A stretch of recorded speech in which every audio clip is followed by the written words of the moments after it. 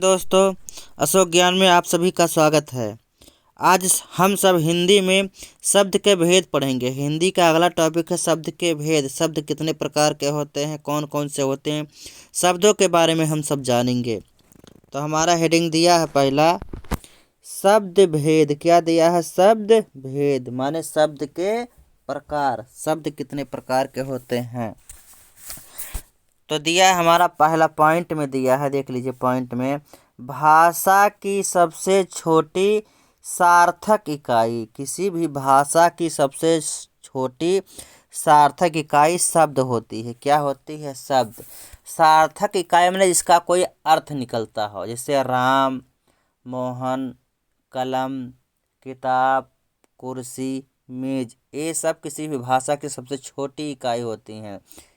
किसी भी भाषा की सबसे सार्थक छोटी इकाई, इसका कुछ अर्थ निकलता हो तो भाषा की सबसे छोटी सार्थक इकाई शब्द होती है। उसी प्रकार भाषा की सबसे छोटी इकाई वर्ण होती है। जब कहेगा सबसे छोटी इकाई तो वर्ण होता है, लेकिन जब कहेगा सबसे छोटी सार्थक इकाई तब शब्द होता है। अगला दिया है उत्पत्ति। हिंदी उत्पत्ति का सही क्रम। हिंदी उत्पत्ति का सही क्रम माने हिंदी का उत्पत्ति कैसे कैसे कहाँ से हुआ। तो पहले संस्कृत, संस्कृत से पाल, पाल से प्राकृत, प्राकृत से अपभ्रंश और अपभ्रंश से हिंदी की उत्पत्ति हुई। यही सिस्टम है।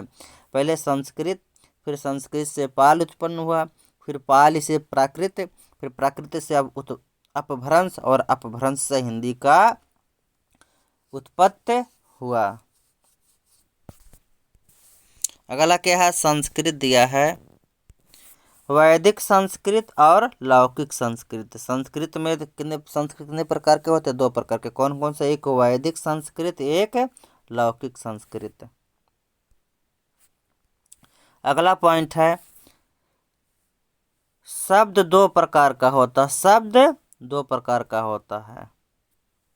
और शब्द के भेद के अगले पॉइंट में दिया है शब्द के 8 भेद होता है। कितना भेद? भेद 8 होता है, प्रकार 2।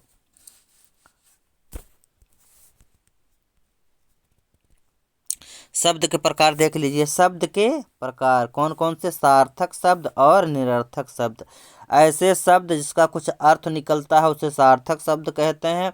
ऐसे शब्द जिनका कोई अर्थ नहीं निकलता है या नहीं होता उसे निरर्थक शब्द। अब मैं लिख दूं जा, ना, पा, चा, इसका कोई अर्थ निकला नहीं, लेकिन मैं लिख दूं का, ला और माँ खाली, क्या हो गया? कलम। कलम एक सार्थक शब्द, इसका कुछ अर्थ होता है। अब अगले स्टार में दिया है उपसर्गों की संख्या 3 होती है। 3 प्रकार के उपसर्गों की संख्या 3। कौन कौन से उपसर्ग होते हैं देखा जाए एक एक को।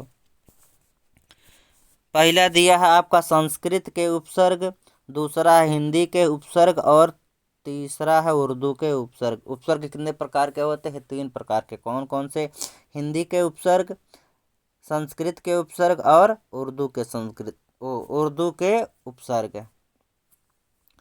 दिया है संस्कृत में उपसर्गों की संख्या कितनी होती है? 22। संस्कृत में उपसर्गों की कुल संख्या कितनी होती है? 22। इसको आप रट लीजिए। किसी भी कंपटीशन की तैयारी आप करते तो जरूर वहाँ पूछ लेता उपसर्गों की संख्या। हिंदी में उपसर्गों की संख्या 10। हिंदी में उपसर्गों की संख्या कितनी होती है? 10। और उर्दू में उपसर्गों की संख्या 19 होती है। उर्दू में उपसर्गों की संख्या 19 होती है। अगला है शब्द के भेद। शब्द के भेद कितने भेद हैं? 4 भेद हैं। कौन कौन से? अभी एक एक को बताएंगे। शब्द के कितने भेद हैं? 4। तो पहला भेद है, यहाँ देख लीजिए, पहला दिया है सार्थक। क्या? सार्थक। नोट में दिया पहला क्या है? सार्थक। यहाँ देख लीजिए पहला क्या दिया है? सार्थक शब्द। ऐसे शब्द इसका कुछ अर्थ नहीं होता है उसी को सार्थक शब्द कहते हैं। दिया है उत्पत्ति के आधार या बनावट के आधार पर शब्द के 5 भेद होते हैं।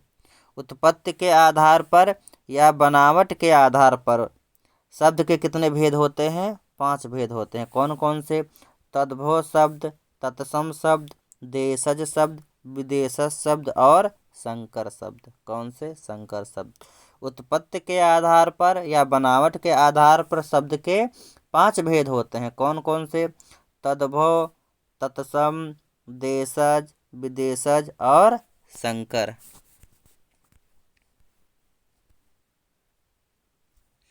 दूसरा दिया है बनावट के आधार पर या रचना के आधार पर या उत्पत्ति के आधार पर शब्द के कितने भेद हैं? 3। बनावट के आधार पर, किसके आधार पर? दूसरा हमारा है पहला खत्म, बनावट के आधार पर, फिर रचना के आधार पर या उत्पत्ति के आधार पर शब्द के 3 भेद होते हैं। कौन कौन से? रूढ़ शब्द, दूसरा है यौगिक शब्द, तीसरा है योग रूढ़ शब्द। जैसे राम, कमल आदि एक ऐसे शब्द हैं, रूढ़ शब्द हैं। प्रधानाध्यापक, रेलगाड़ी, ये यौगिक शब्द हैं। और योग रूढ़ शब्द कौन है? जलज और बीड़ा पाड़।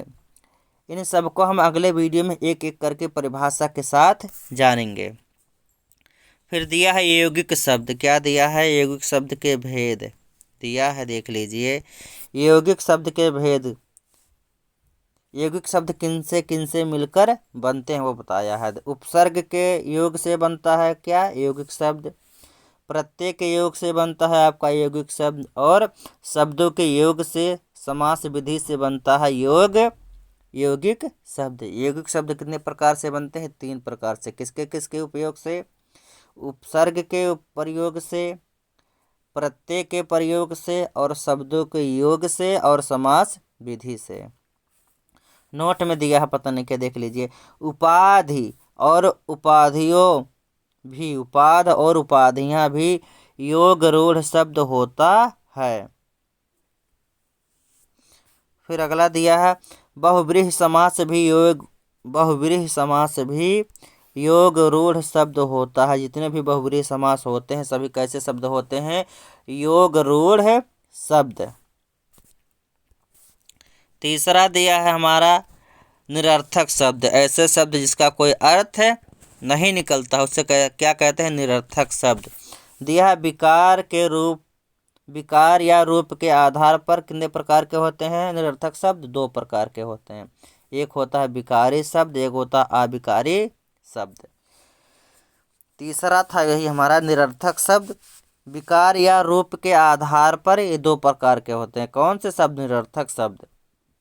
कौन कौन से? पहला है विकारी शब्द, दूसरा है अविकारी शब्द। एक एक को हम जानेंगे कौन सा विकारी शब्द है, कौन सा अविकारी शब्द है।